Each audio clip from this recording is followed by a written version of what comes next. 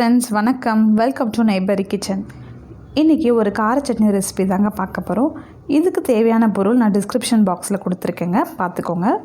இப்போ எப்படி பண்ணலாம் அப்படின்றது பார்க்கலாம் வாங்க.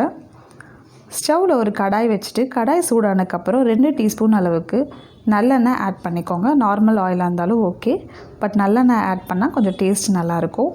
இப்போது 1 டீஸ்பூன் அளவுக்கு கடுகு ஆட் பண்ணிக்கலாம். கடுகு நல்லா பொரியணும். பொரிஞ்சதுக்கப்புறம் ஒரு அரை டீஸ்பூன் கடலைப்பருப்பு ஆட் பண்ணிக்கலாங்க. கடலைப்பருப்பு நல்லா செவக்கிற வரைக்கும் நல்லா கலக்கி விடுங்க.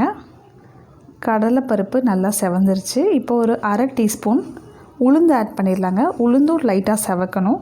செவக்கிற வரைக்கும் நல்லா கலக்கி விட்டுறலாம். அப்புறம் 3 காஷ்மீரி சில்லி ஆட் பண்ணியிருக்கேன். 2 நார்மல் சில்லி ஆட் பண்ணிட்டேங்க.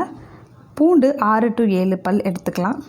அது நல்லா பச்சை வாசம் போகிற வரைக்கும் நல்லா வதக்கி விடுங்க. சின்ன வெங்காயம் நான் ஒரு 30 எடுத்திருக்கேன். அதையும் போட்டு நல்லா வதக்கி விடணுங்க. சின்ன வெங்காயம் பார்த்திங்கன்னா நல்லா எண்ணெயிலே நல்லா வதக்கி விட்டிங்கன்னா கலர் சேஞ்ச் ஆகும். பாருங்கள், நல்லா மிக்ஸ் பண்ணி விட்டுட்டே இருங்க. இப்போ நம்ம வந்துட்டு ஒரு துண்டு புளி ஆட் பண்ணிக்கலாம். புளி கொஞ்சமாக ஆட் பண்ணால் போதுங்க.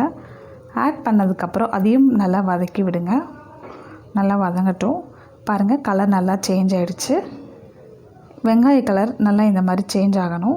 இப்போ நம்ம ஒரு தக்காளி கட் பண்ணி வச்ச ஒரு தக்காளி ஆட் பண்ணிக்கலாம். ஆட் பண்ணிவிட்டு தக்காளியும் நல்லா வதங்கணும்.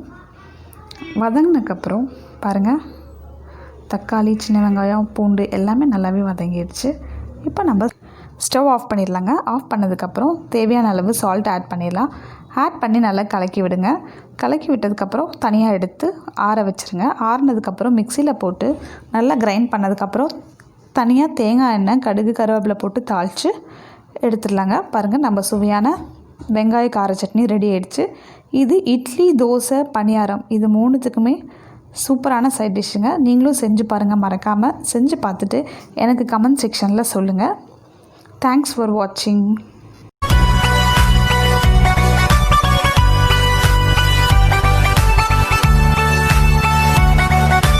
இந்த வீடியோ உங்களுக்கு பிடிச்சிருந்தா லைக் பண்ணுங்கள், ஷேர் பண்ணுங்கள், மறக்காமல் சப்ஸ்கிரைப் பண்ணுங்கள். பக்கத்தில் அந்த பெல் ஐக்கானையும் கொஞ்சம் ப்ரெஸ் பண்ணிடுங்க.